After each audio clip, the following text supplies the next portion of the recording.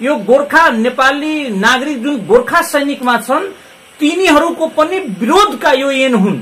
तराई मधेसका समग्र मधेसी तराईयनहरूको विरोधका बीचमा लागेको यो ऐन हुन्। यसलाई विरोध गर्नको निम्ति हामीले यही 16 गते तपाई हेर्नुहोला, यो जनता समाजवादी पार्टीको ताकत हामी नभनौं, नागरिकताको विरोधको जन सैलाब 16 गते 77औं जिल्लामा प्रदर्शन हुँदैछ। 16 गते यस, तपाईको केन्द्रीय स्तरीय नेताहरू आउनुहुन्छ? एकदमै आउँछ। जनकपुररिपोर्ट्स.com। नमस्कार दर्शकज्यू, जनकपुरमा अहिले दिन प्रतिदिन आन्दोलन बढ्दै गइरहेको छ। जनता समाजवादी पार्टीको नागरिकताको विषयलाई लिएर अहिले मन्त्रीहरू पनि, प्रदेश स्तरीय मन्त्रीहरू पनि सडकमा आइसक्नु भएको छ। तर समस्याको समाधान हुन्छ त? अहिले कोरोना कालमा यो किन ल्यायो प्रधानमन्त्रीले यस्तो व्यवस्था, नागरिकता सम्बन्धी विधेयकहरू? यसै विषयमा बहस गर्नको लागि प्रदेश नम्बर 2 को भूमि व्यवस्थापन तथा कृषि राज्य मन्त्री योगेन्द्र राई यादवजीसित हामी बहस गर्न गइरहेका छौं। नागरिकताको संशोधन विधेयक जुन ल्याएको छ, 7 वर्षपछि दिने विदेशी महिलालाई यो सहयोग गलत। तपाईहरू किन आन्दोलनमा आउनु भएको छ? सबभन्दा कार्यक्रममा उहाँलाई स्वागत गरौं। मन्त्रीजी, यहाँलाई स्वागत छ कार्यक्रममा। मन्त्रीजी, तपाईहरू किन आउनु भएको छ रोडमा, सडकमा आन्दोलनको लागि? तपाईको काम छ सडकमा संसद र क्याबिनेट अवरुद्ध गर्ने, त्यहाँ आन्दोलन गर्ने। तपाई यत्रो मन्त्री भएर सडकमा आउनुपर्छ?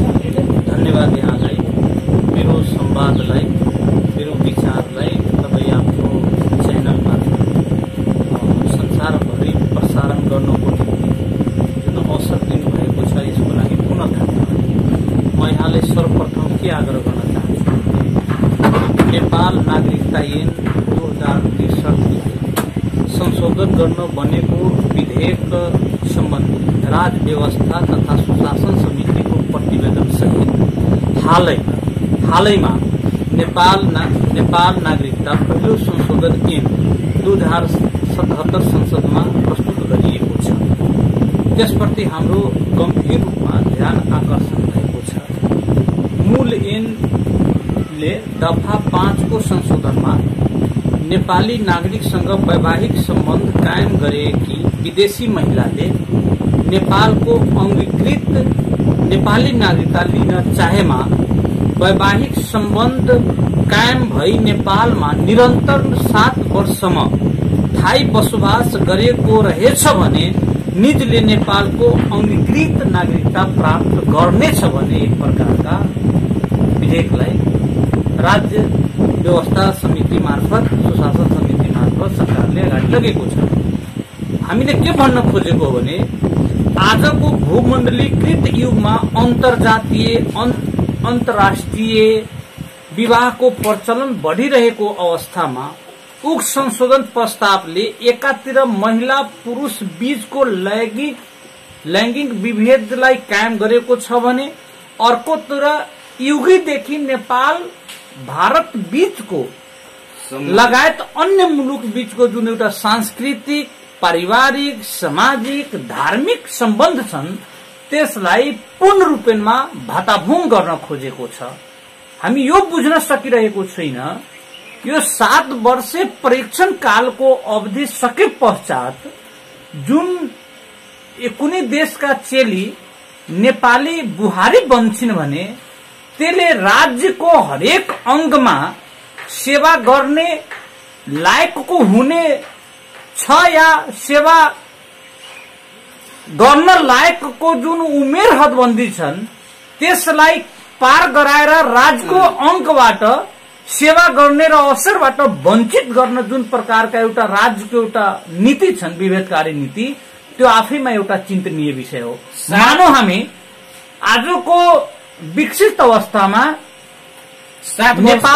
नेपालमा आजको विकसित अवस्थामा जुन प्रकारका शिक्षा दीक्षाको एउटा स्थिति छन् त्यसमा त शिक्षित परिवारले 30 को हाराहारीमा बिहे गर्ने गरेका छ र 7 वर्षसम्म परीक्षण कालमा राखिरहँदा त 37 वर्ष यस्तै हुन जान्छ भने 35 वर्षको जुन एउटा लोक सेवा आयोगमा उमेरको हदबन्दी छन् त्यो त आएका चेली अर्का देशकी चेली आफै बुहारीलाई राज्यको कुनै पनि सेवाबाट वञ्चित गर्ने जुन एउटा प्रपञ्च गरिँदैछ त्यो प्रपञ्च पनि आफैमा एउटा चिन्ताको विषय हो।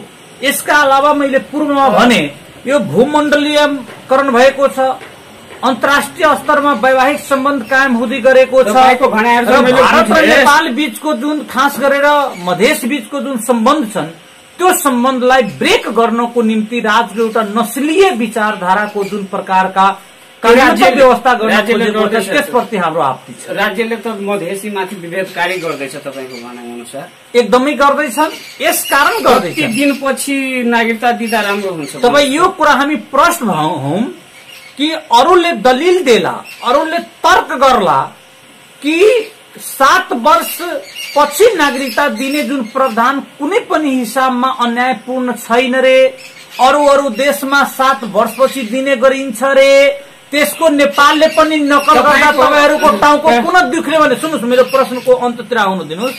तपाईको टाउको किन दुखिरहेको भन्दाखेरि भारतकै उदाहरण दिने हो भने 7 वर्ष पछि पाउने नागरिकता भन्दा पूर्व त्यहाँ राशन कार्ड दिन्छन्, आधार कार्ड दिन्छन्। राशन कार्ड र आधार कार्डको आधारमा त्यहाँको हरेक प्रक्रियामा उक्त नागरिकलाई सहभागी गराइन्छ।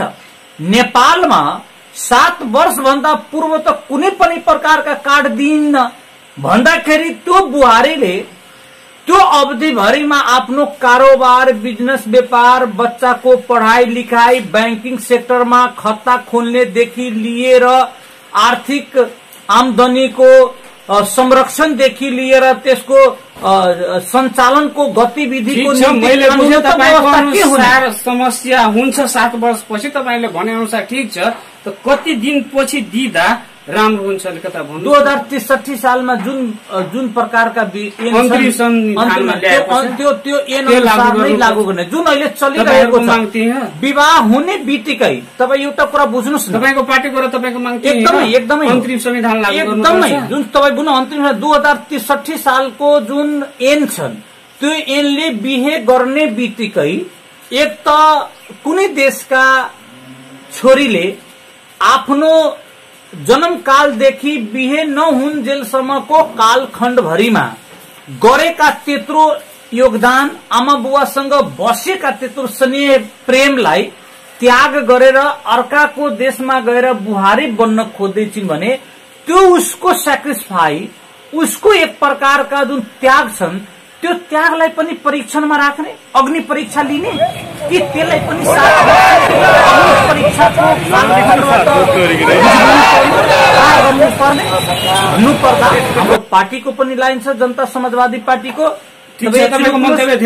आजको पनि यही लाइन छ कि पहिलाको जुन व्यवस्था छन् त्यो व्यवस्थाको निरन्तरता हुनुपर्छ। अब तपाईको मन्तव्य आइसक्यो, अब कुरा गरौँ कि तपाईँ हिजो सडकमा आउनु भएको थियो, अहिले तपाईँ कैबिनेटमा किन आवाज उठाउनु हुन, कैबिनेट अवरोध किन गर्नु हुन, संसद किन अवरोध गर्नु हुन, सडकमा आएर तपाईँ यसो कुरा के बुझ्नुहोस् भने प्रदेश नम्बर 2 मा जनता समाजवादी पार्टीको सरकार छन्, केन्द्रमा संघीय सरकारको नेतृत्व नेकपाको सामान्य ओलीजीको नेतृत्वमा छ। उहाँले ल्याएका विधेयक प्रति जुन सुशासन व्यवस्था समितिमा गछ, राज्य व्यवस्था समिति तथा सुशासन समितिमा जुन गएको छ त्यसलाई पार्टीले नोट अफ डिसेन्ट पनि लेखेको छ। यहाँलाई स्मरण हामी गराउँ, त्यो समितिमा भएका जसपाका सदस्य स्वतन्त्र समूहका ब्रिजेश गुप्ता लगायतले नोट अफ डिसेन्ट लेखेका छन् र सदनमा पनि हाम्रा जनता समाजवादी पार्टीका आदरणीय अध्यक्ष माननीय उपेन्द्र यादव र माननीय मोहन ठाकुरजीले यसको घोर विरोध गर्नु भएको छ। नमाने हामी संघर्षको बाटो तय गर्छौं। तपाईले भन्नुभयो मन्त्री भएर तपाईँ सडकमा किन आउनु भने प्रदेश सरकारको सदनमा पनि यो कुरा प्रवेश गरेको छ र प्रवेश सँगसँगै यहाँको सदन पूर्ण रूपेणमा केन्द्रीय सदनलाई, संघीय सरकारलाई यहाँबाट हामीले एक प्रकारले सुझावात्मक रूपमा अगाडि बढ्ने भनेर मनोविज्ञान हाम्रो भनिरहेको छ।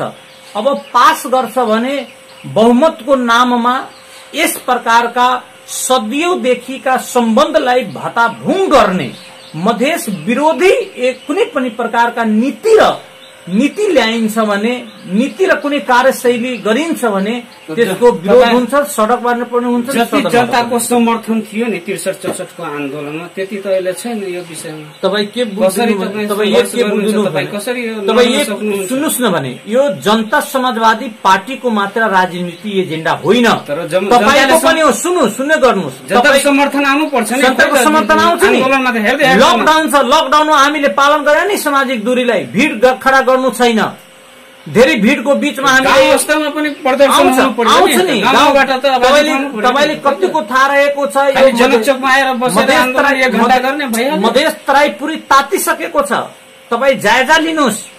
अहिले हामीले नेपाल सरकारले जारी गरेका कोरोना भाइरसलाई बाट बच्नको निम्ति जुन एउटा सोशल डिस्टान्सिङ छन्, भीड़भाड़मा नबस्ने भनेर जुन प्रकारका हाम्रै निम्ति अहिले नियम लागेको छ, त्यसलाई मात्र पालन गरेको। नगरपालिकाबाट आउनु पर्यो नि, आवाज सांकेतिक कार्यक्रम बुझ्दिनुस् न। तपाईँ मात्र जनचौक आन्दोलन मात्र। आज हामी 13 गते तपाईसँग संवाद गर्दैछौ। जनता समाजवादी पार्टीको केन्द्रीय परिपत्र अनुसार यही 16 गते 77 जिल्लाका सदरमुकाम लगायत प्रमुख शहर, बजार, चौक चौराहामा यो ल्याएका ओली सरकारको तानाशाही व्यवस्था, अहंकारी व्यवस्था, मधेस तराई विरोधी व्यवस्था, गोर्खा सैनिकमा रहेका महिला विरोधी ऐन सारा आउँछ। जनकपुरमा मात्र केन्द्रीय स्तरको नेताको कार्यक्षेत्र भनेको तपाईँलाई थाहा छ नि? एकदमै थाहा छ। तपाईँहरूको जबकि 14 वर्षदेखि 2000 के गर्ला त 2/3 मन्त्रीजी 2063 देखि अहिलेसम्म तपाईँ आन्दोलनैमा हुनुहुन्छ, के पाउनुभयो? के पाएन हामी? संहिता लिएर मात्र कुद्नु। तपाईँ पुरै बुझिराख्नु भएको छैन। संहिताले त तपाईँको अहिले शान स्वाभिमानलाई बढाएको छ। आफै कानिरहनु भएको छ कि हामीहरूको अधिकार छैन? कहीँ कानेको छैन। हामी नीतिगत संघर्ष गरेको हो, यसलाई वैचारिक संघर्ष भन्छ। रुवावास अहिले पनि तपाईँहरू हुन्छ हाम्रो अधिकारमा सिडिओ छैन, एसपी छैन, हामी त्यसैको निम्ति यही हो संहिता। आज पनि संघर्ष त्यसैको निम्ति हो, हामी गरिरहेका छौँ। संहिता भवनको पावरको अधिकार हामी सङ्घर्ष गरेर मान्नै पर्छ। आज नमाने भोलि मान्नै पर्छ। नमानेर हुन्छ एसपी सिडिओलाई? यो 15 वर्षदेखि त आन्दोलन तपाईँहरू 100 वर्ष हुन्छन्, 100 वर्षमा हुन्छन्। भारत आजाद हुनुको निम्ति 1857 मा सिपाही विद्रोह भएका थिए र 1947 मा भारत आजाद भयो राणा ऊबाट, अंग्रेजबाट।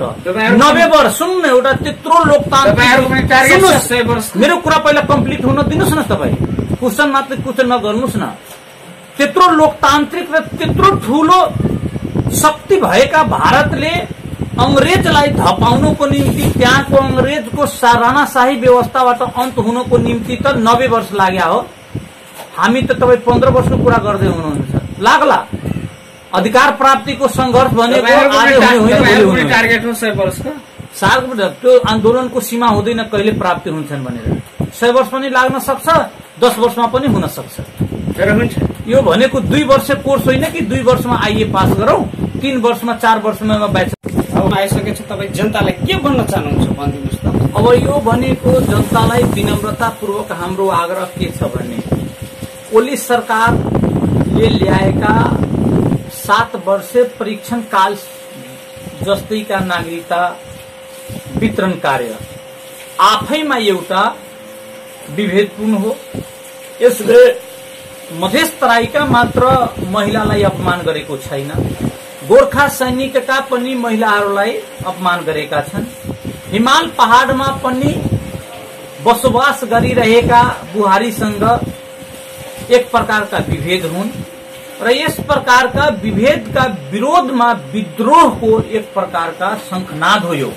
र यही असार 16 गते जनता समाजवादी पार्टीको नेतृत्वमा एकदमै नेतृत्वमा हुन लागेको जन प्रदर्शन जुलुस 77 जिल्लामा ओलीलाई निद्रा हराम गर्छन्। बालुवाटारको सैन्य कक्षमा सुतिरहेको निद्रा उहाँको भताभंग हुन्छ।